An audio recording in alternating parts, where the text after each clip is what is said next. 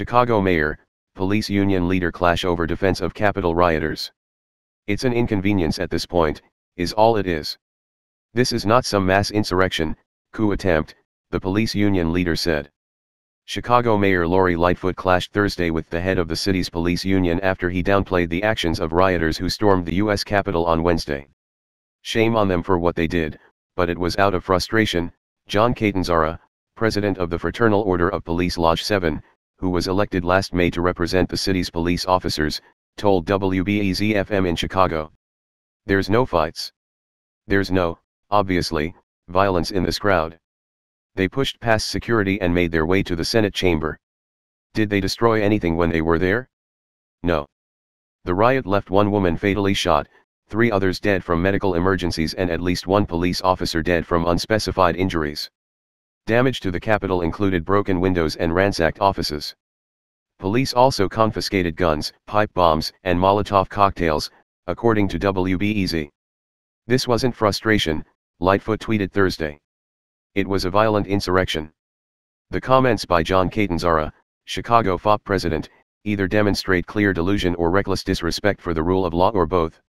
Catanzara added, there was no arson, there was no burning of anything, there was no looting, there was very little destruction of property.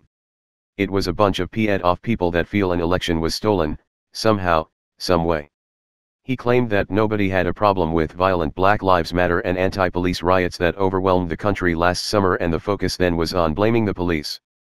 If the worst crime here is trespassing, so be it, he said. But to call these people treasonous is beyond ridiculous and ignorant. It's an inconvenience at this point, is all it is, he continued. This is not some mass insurrection, coup attempt. They're not destroying or burning down the fricking Capitol building. This hyperbole and this emotion that the media is spewing now, like this is some kind of end-of-time scenario, is ridiculous. Still, Catanzara, who is a Trump supporter, said he wouldn't have chosen to participate in the riot and put some of the blame on President Trump. I'll be the first to say Trump deserves some responsibility for this, he said. He could have handled this whole situation quite differently, but that's for him to answer, not me.